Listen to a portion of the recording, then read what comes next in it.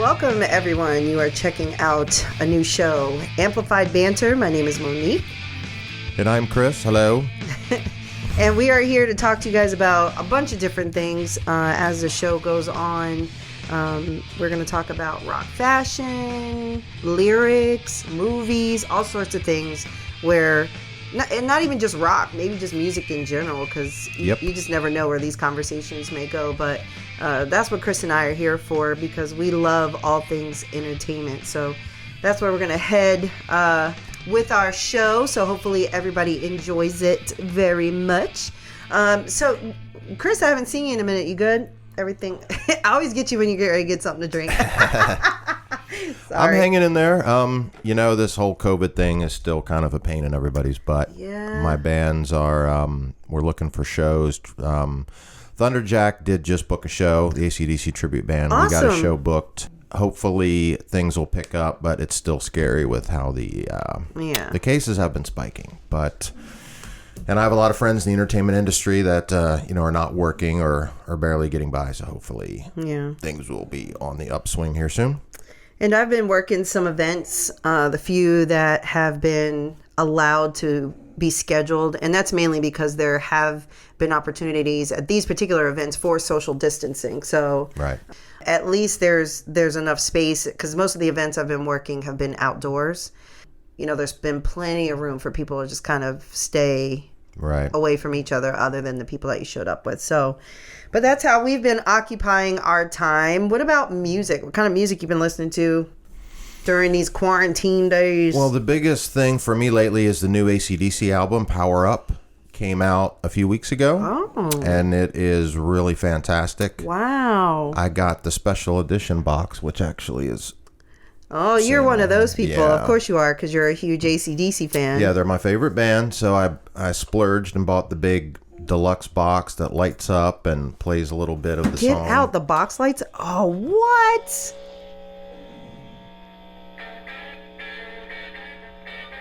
That is marketing at its best right there. That's what I'm talking about. It plays a little bit of the first single called Shot in the Dark. And Brendan O'Brien produced this one, which he produced their past couple, and he's always been one of my favorite producers with what he brings out of the band. Mm-hmm. And as we know, Brian Johnson, the singer of AC/DC, has that screechy voice that not everybody likes, but his voice, for a 70-plus-year-old man, his voice sounds incredible. Wow. And from what I've been told, the secret is when they record his vocals, Brendan will only work him for like an hour or so. So his voice is always fresh. You gotta protect your vocal cords, absolutely. So even after him singing in that style for decades, his voice really sounds good on the album. The songs are strong. There's 12 songs on this album. They did 12 songs. The last couple are a little weakish, but I'm digging it. I've been listening to it almost every day. So let me ask you something. So is this the first piece of new music you've bought in a while? Oh, no. I mean, I buy a lot of older stuff. Mm-hmm. Like I discover stuff I didn't know about. Sure, yeah. But it's new to you, so it's still new. So it's new. So like I've been listening to it since it came out, the last Roger Waters album called Is This the Life We Really Want? It's been out for a good 2 years. I've been listening to it on Spotify for all that time, but I went ahead and bought the actual CD because some of his stuff is so political and it's really out there, but this last album, just the songs are great. Mm-hmm. So if the songs are great and the vibe's great, that's what I enjoy about it. So are you one of those people that does like a listening, like a test of the music before you go buy it? Yes. And okay, I figured you were. But now let me ask you this question. How much does the album cover artwork affect your choice with new music? Nowadays, not so much, because I can sample the music readily. Mm-hmm. And I can sample the music on Spotify, and I hear about a new band or a band that's supposed to be like a band that I like, because there's a lot of underground stuff that I like, which we'll get into some other day. But if I can sample some of the music, I mean, I might see a cover that may spike, oh, it's a cool ass cover, but usually I find out about the name of the band first through some kind of digital means. Whereas in the old days, I had bought albums strictly because of the album cover. I'm trying to think, like, back in the day, I don't recall us really having that, like, early on, a chance to sample anything. You heard it on the radio. If you were lucky. You heard it on the radio and you're like, oh, they have a new album out, but you only heard like one or two, whatever made the radio. And then you go to the store and you buy it.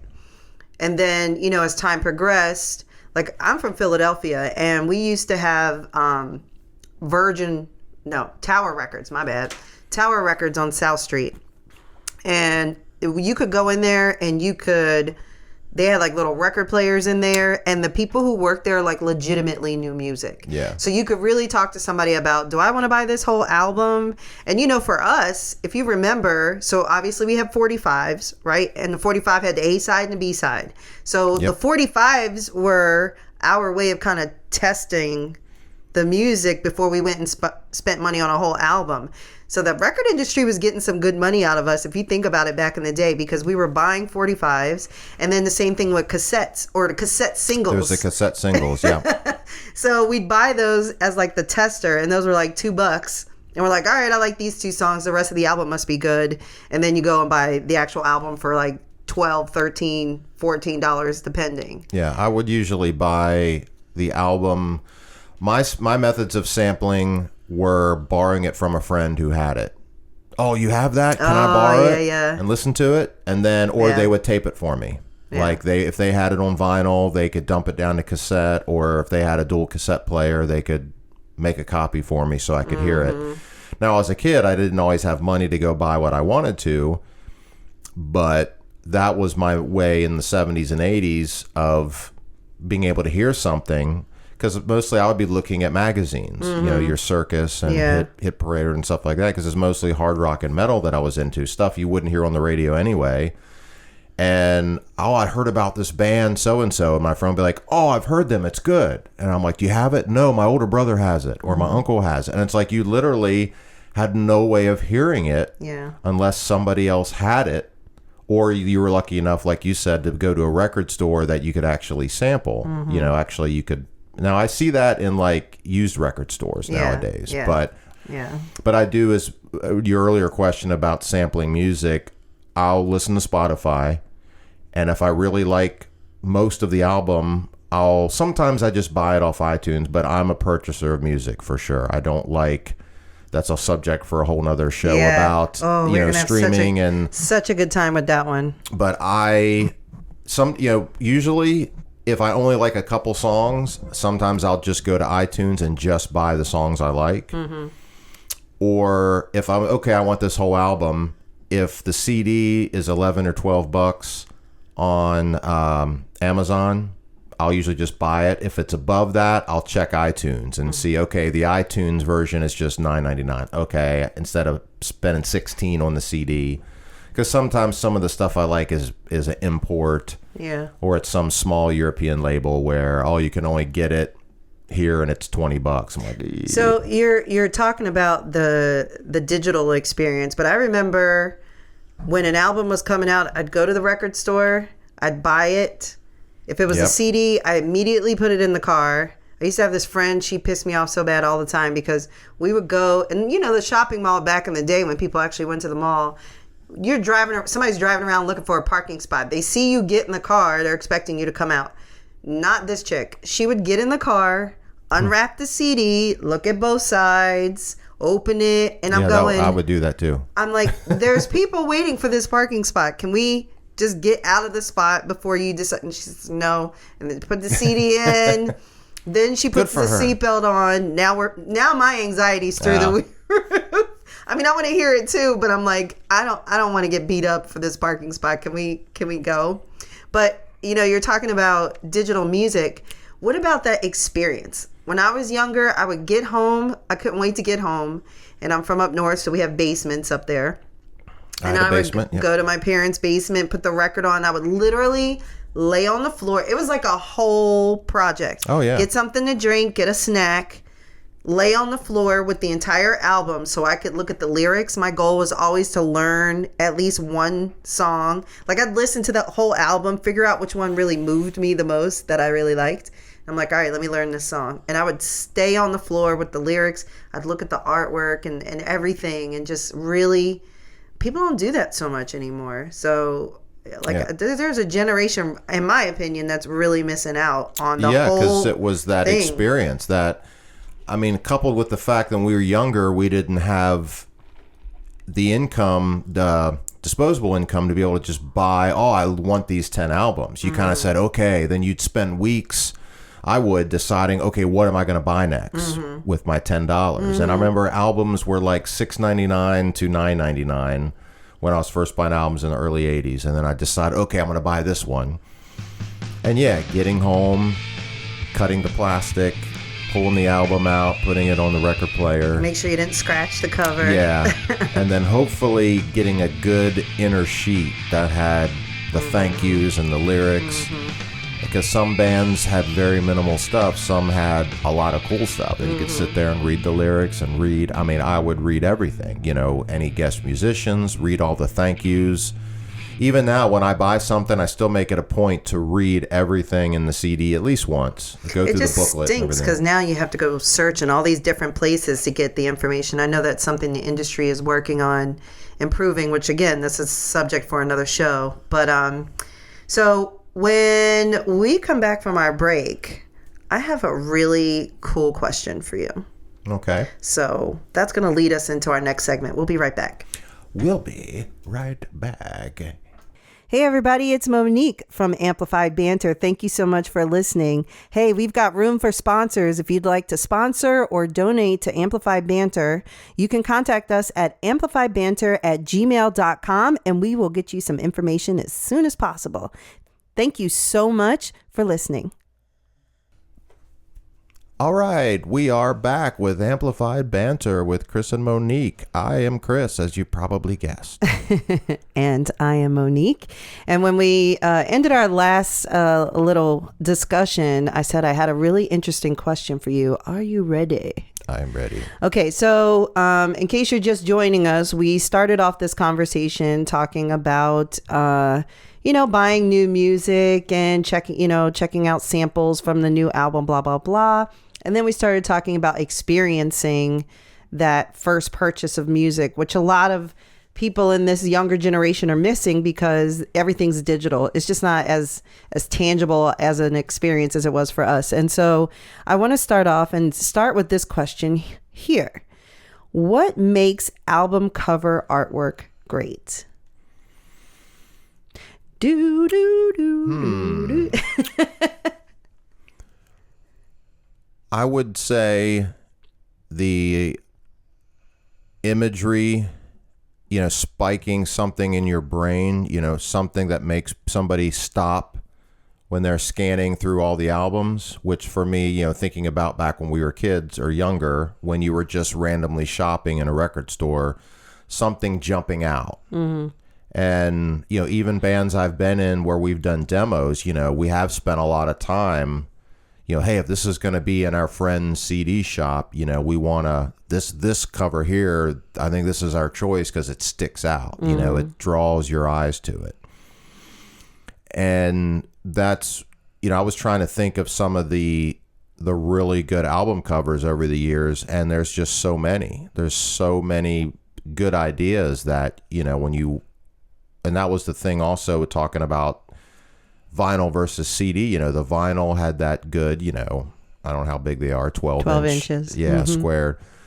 To have that big piece of art. It was a piece of art. And that's yeah, what even some people turn the whole piece of vinyl into to artwork. There were so many different ways of, like there's the red vinyl and the yellow vinyl, and then all the vinyl, all the new vinyl that's being made now with all the different colors. Yeah. And then you had picture discs mm-hmm. and so many different types of imagery that just, especially when you're younger and you're getting into different types mm-hmm. of things, whether it's movies or music or art or reading, seeing something on a cover that really jumps out and you're like, I wonder what this sounds like.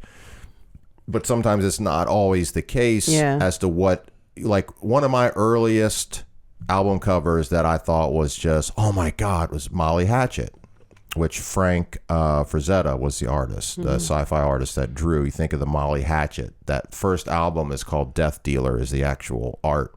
It's that dark horse and that guy in armor, and I'm like, this must be the heaviest, most evil. And then you turn on, it's like flirting with disaster.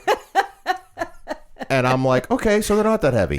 I still love Molly Hatchet. They're great Southern rock band. But seeing that imagery, you're like, oh my God, I can't imagine how you must burst into flames when you put this on your turntable and worship Satan that minute. And that's what got, and so, and that's the thing about it is, I think looking back, I think I've always had a marketing mind when it came to album cover artwork, because for me, if the album didn't match the artwork on the cover, like kind of like what you were saying, you were expecting a particular vibe based on the artwork.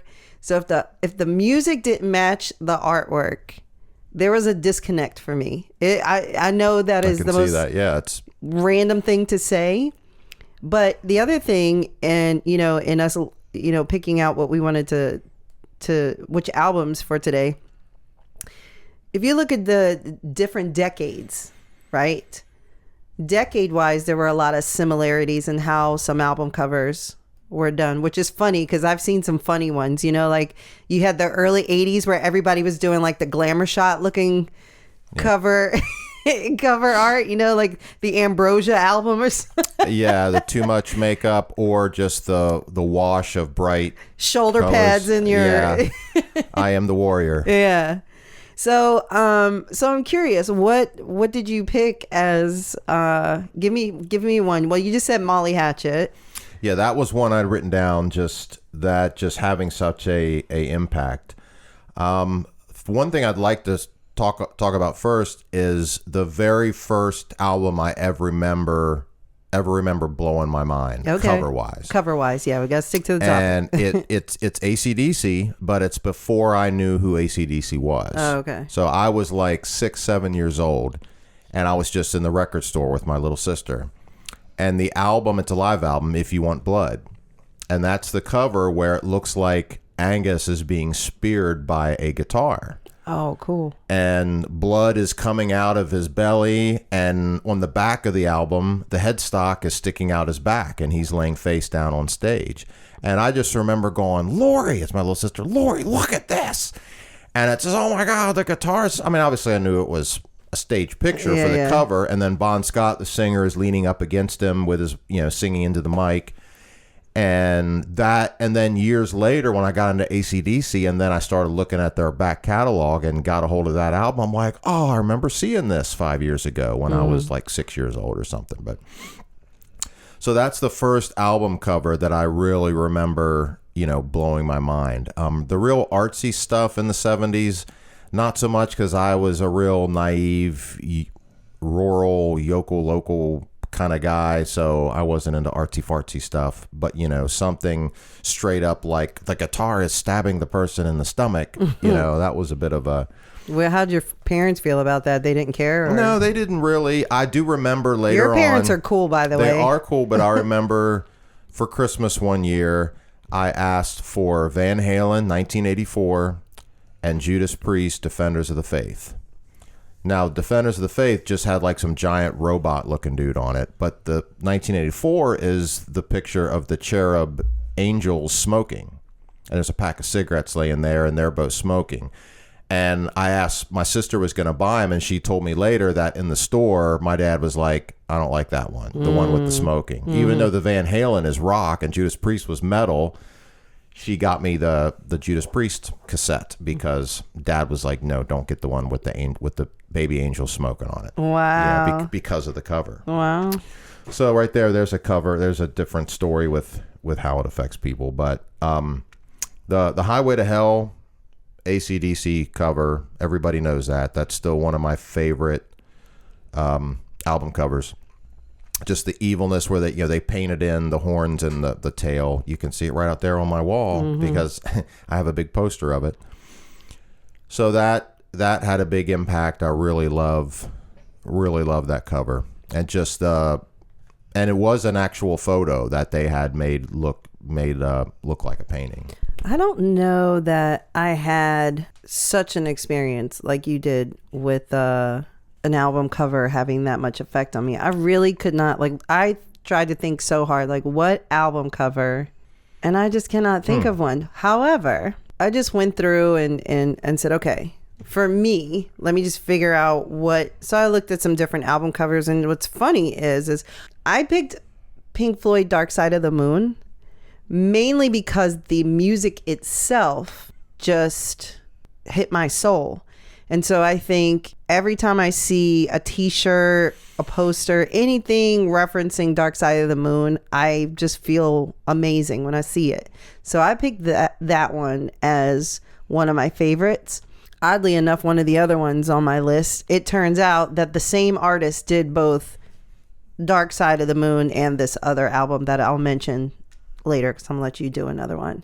But I as simple as Dark Side of the Moon is, there's just something real powerful to me about it, and I think it's because I like that album so much. It goes with the music, right? The cover, like you mentioned earlier. So that's what. Yeah. So for me, it's all about, like, did the actual audio match up to what I'm seeing visually? I've always been a very visual person, so it needs to make sense to me visually. Otherwise, the disconnect will really affect how I hear the music. I know that sounds stupid, but that really has an effect for me. And even though, so I want to tell you this or bring this up really quick. It's not album cover artwork, but it is art and music together. I went to a show one time at the Bob Carr, and it was the Orlando Philharmonic, and it was a music composer teacher from UCF. I cannot remember her name right now. I feel bad.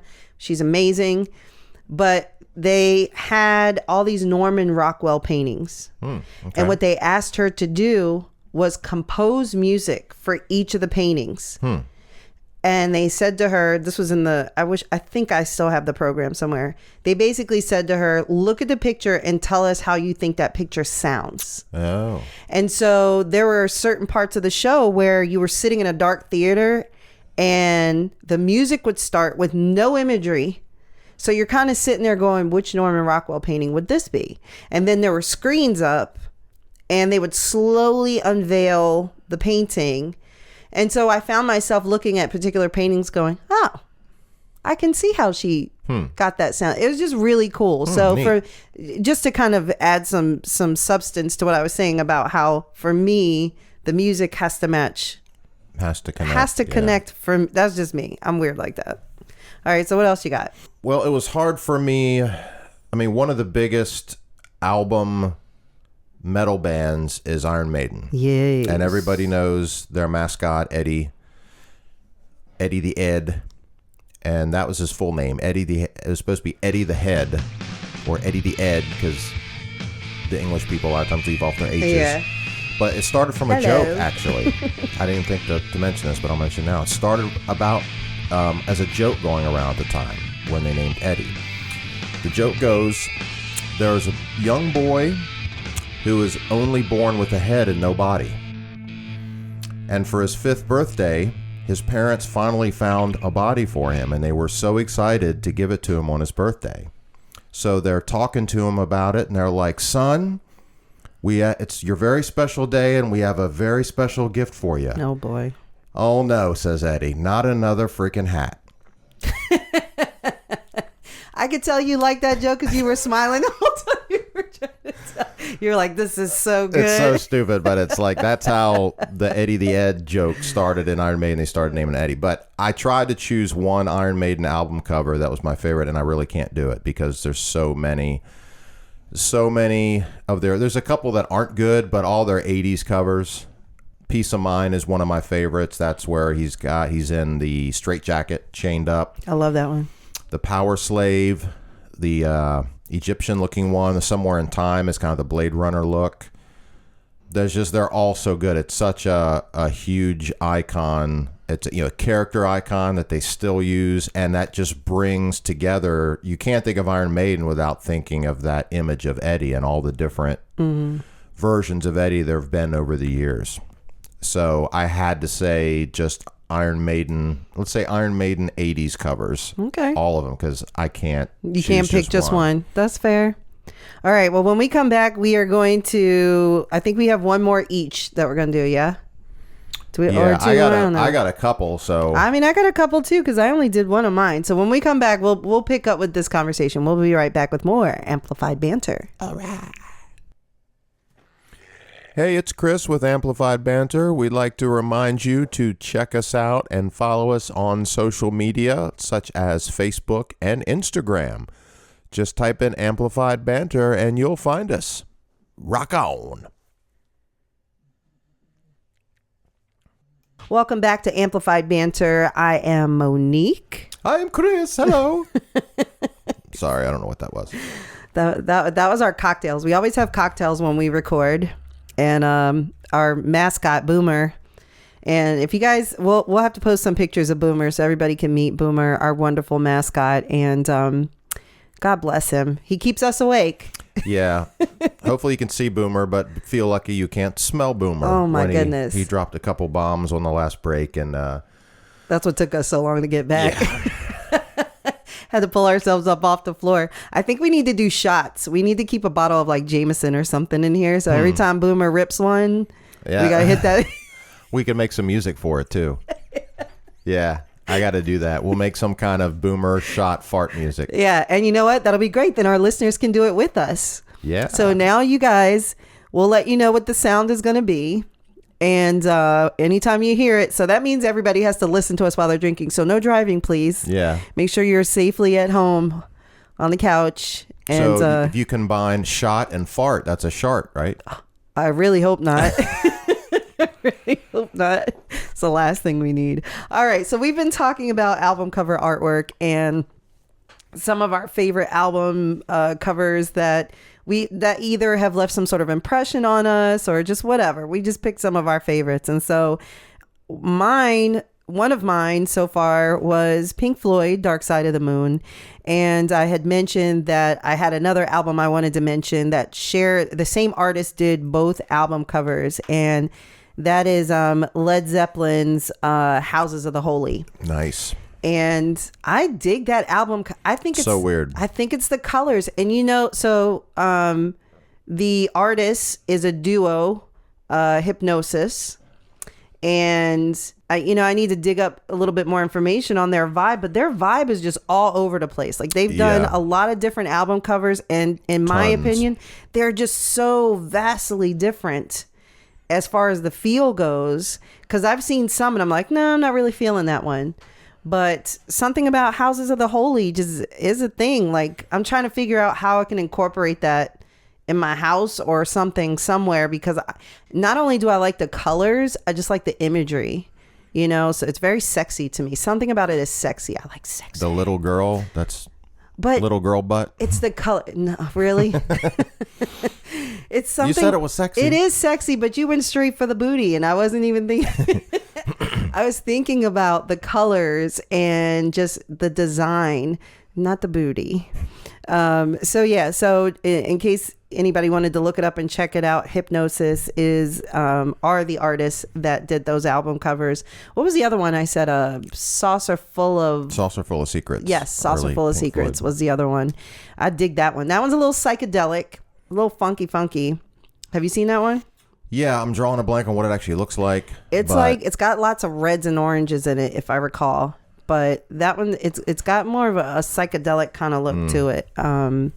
Yeah, I like that one too. I'm not like a hippie. I'm sort of a hippie, but not really. I'm more of a rock and roll kind of chick. I don't like the Pink Floyd earlier hippie dippy stuff. Yeah, it's kind of like the Grateful Dead. No offense. I mean, the Grateful Dead's a great band, but that's more hippie than hippie for me. But anyway, so Led Zeppelin, Houses of the Holy was my other one. And as it turned out, the same artist that did Dark Side of the Moon did that one as well. Hypnosis is huge. They did Dirty Deeds Done Dirt Cheap by AC/DC cover. Oh, nice. With all the people with the black bands across their eyes. That's a Hypnosis cover. See, I like that one. Yeah. I don't know how I didn't know that was them, but I like that one.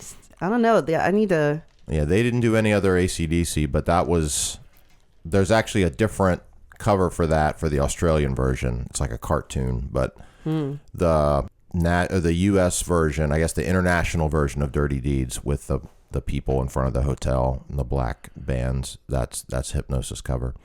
I like it. All right, so what you got? What's over there? The other one I wanted to mention because of the artist, particularly, there's an artist named Ken Kelly who did for Kiss the Destroyer cover and the Love Gun cover. The Destroyer cover is a pretty iconic Kiss album where they're standing on top of rubble in various poses. That album was a big breakthrough for them. And then the Love Gun the following year, where the band is standing surrounded by dark-haired women at their feet, is a Ken Kelly painting. So he's done other bands, and he's mainly a sci-fi artist. So like if you ever read the magazine Heavy Metal, that's where you see work by like Frank Frazetta, like I mentioned, who did the Molly Hatchet cover. But those were two covers that were really big. You know, it's to me as a rock and roll kid, you know, imagery. Yeah.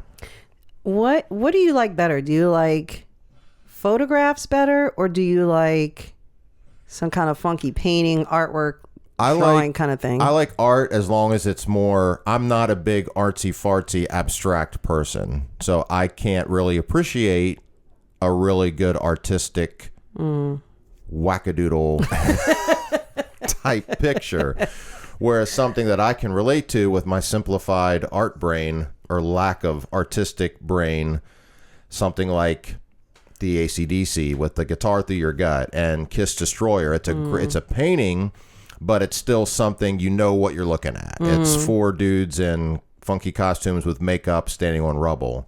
Even the Molly Hatchet, it's a dark imagery, but it's a character. It's something that's a horse and that's a guy, and there's four guys, you know. Whereas like some of the Pink Floyd stuff, and I don't appreciate as much because it doesn't touch me, because I don't understand. Like, I don't go to a museum. You're not trying to do like art appreciation. Yeah, I'm not good at that. It's just not everybody is, you know. I don't ever want to sound like I'm insulting, because that I just don't, my brain doesn't compute that way. So you know what would be really freaking cool? Maybe I'm just weird like this. I think this would be cool. I think if a band teamed up with a particular artist that they wanted to use for their next album, right? And had this artist design maybe like 5 or 6 different images, whatever. Or even better, you have 2 artists and you can't decide who you want. So you have each of them create 5 different images, and then you put them up in an art gallery or some big space where people can walk around and look at the art. Now, I know you said you're not like artsy fartsy, whatever, but here's what I think would be absolutely badass. You play the album over the speakers. Newly recorded album, first time anybody's hearing it. If somebody steals this idea, so help me God, you owe me. So you play the album over the loudspeaker.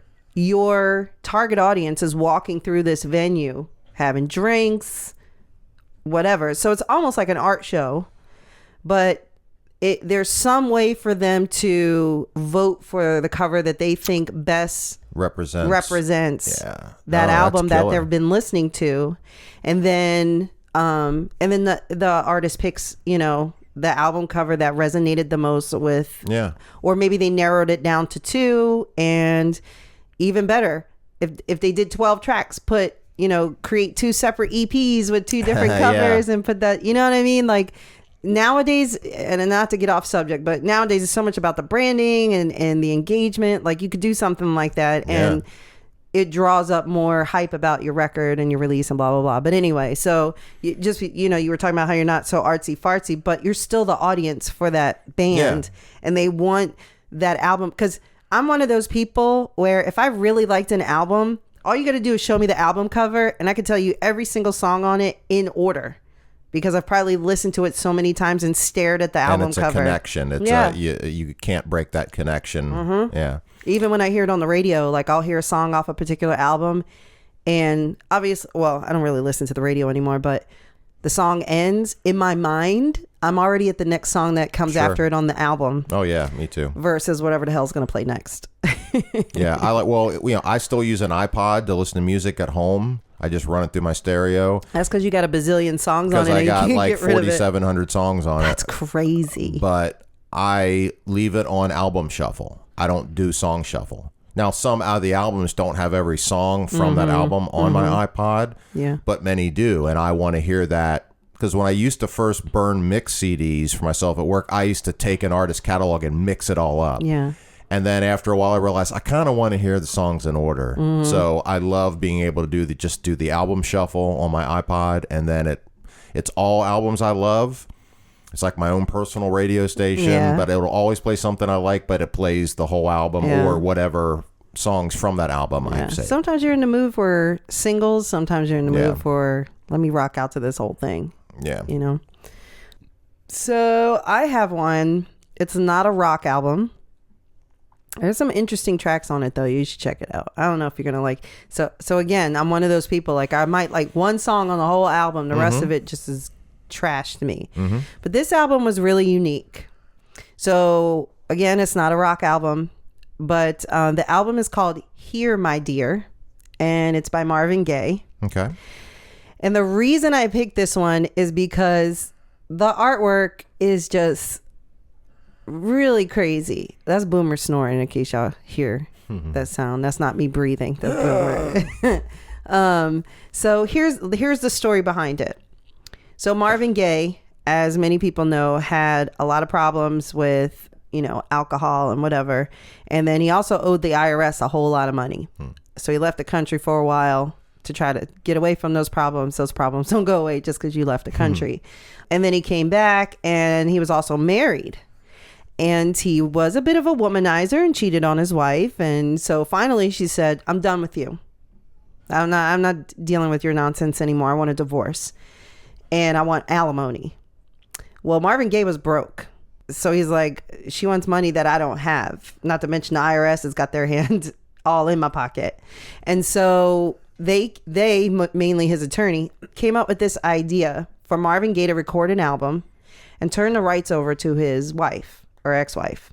And that the royalties would be the alimony payment, which is absolutely brilliant. Yeah. And there was a rumor. It's not true. I mean, it's just a rumor, but they confirmed that this wasn't the plan. But there was a rumor that Marvin Gaye intentionally tried to record a bad album so it wouldn't make any money. Right.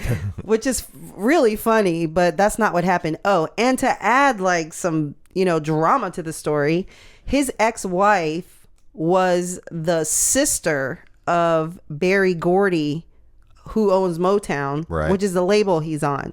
Like, dude, this is why you don't mess around with people at work. Like, leave the people at work alone.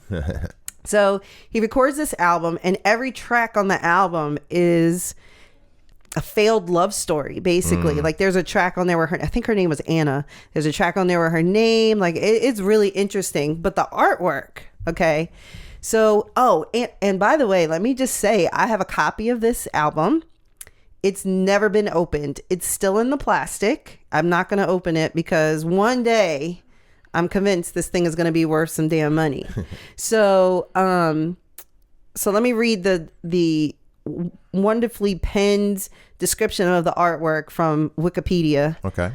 So it says the front cover featured a painting of Gaye, meaning Marvin Gaye, dressed in a toga in a neo-Roman setting created by artist Michael Bryan, who stated Gaye described how he wanted to be depicted on the cover.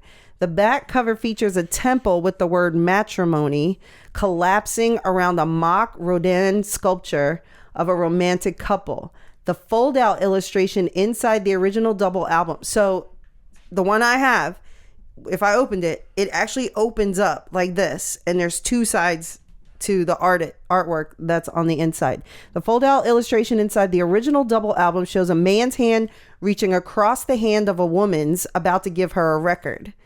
The hands are extended on a Monopoly board with the legend Judgment written on it. On the man's side are tape recorders and a grand piano. On the woman's side are a house, car, and ring. The scales of justice sit above the game, while from arch windows, curious observers watched. It's just It is the coolest piece of artwork. And I think the fact that I love the story that goes with it. And it wasn't one of his most popular albums. A lot of people really didn't like it.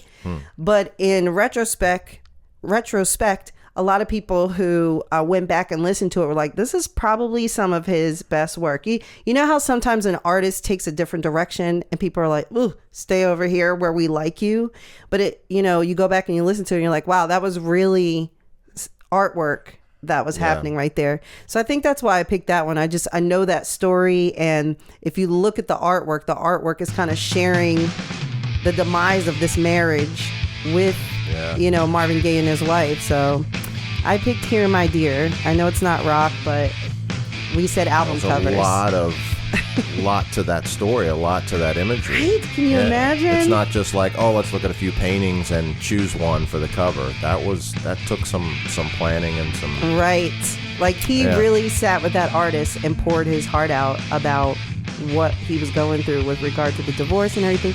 And just that drama. Like you married your boss's sister, got divorced, your boss runs the record label, now you owe his sister alimony and you gotta make a record that he's also gonna make money on. It's just crazy. So anyway, I like that story. So that album cover just really resonated with me. All right, so I think we're on to your last one before we wrap up the show. My last album cover is, again, something from my childhood that just had this huge impact. And it's kind of similar to the whole Molly Hatchet story. This one is Meatloaf, Bat Out of Hell. Meatloaf, okay. The image of this muscle guy on a motorcycle bursting out of hell with this bat in the background. And it's like, again, I'm like, that must be the heaviest, most you evil. Are a dark kid. Well, look at the cover. And you put it on. It's like, I remember every little thing is what happened only yesterday. And it's all this piano and Paradise by the Dashboard Lights. Oh, I can't stand that song. You don't like, come on. That's late 70s to me. Yeah, I know. I'm just sick of it. Oh. I'm sick of it. And the artist... I would do anything with like 10-minute song. I can't. Yeah, it's like 10 minutes or something. I can't. Then 2 out of 3 ain't bad. 2 out of 3, I want you. I can't. I need you. Now I'm realizing how much I was annoyed by Meatloaf. Now, okay. But that was painted by Richard Corbin, was the name of the artist who painted that cover. So that was one that really stuck out to me as a childhood. That was kind of like you're seeing these dark images for the first time being, 8, 9, 10 years old. And that's one that's always lodged in my head as one of those. And again, it's partially because of my age, at the time. Sure. You see that stuff. But that's an album cover. But I think we can agree the 70s in general, music and development of artwork and promotional types of things were really developing. And back in the 50s and 60s, album covers had a picture of the artist standing there in their suits and their instruments, but then it was the 70s that really started pushing the boundaries on making it a piece of art. And I think that's what we are trying to convey here today. Convey, that's the word. Convey here today. And then of course it went, things got weird in the 80s with the different styles, but 70s in so many ways, so many things were developed in different parts of music between promotional and the music itself. And, bands finally making money and, not being, there's just so many different aspects of the musical business that really blew up in the 70s. Which we can talk, that'll be a topic for us too at some point. Topics, yeah, for sure. Well, thank you everybody for joining us for Amplified Banter. Make sure you tune in to our next show and don't forget to check out our social media. We will see you next time. We will see you next time. Thank you very much and bye-bye. What's up, everybody? It's Monique from Amplified Banter. Hey, we are always looking for help with topics, ideas, or even your comments. So go ahead and hit us up on any of our social media, or you can email us at amplifiedbanter@gmail.com. Tell us what you want to hear. What do you want us to talk about? We're listening.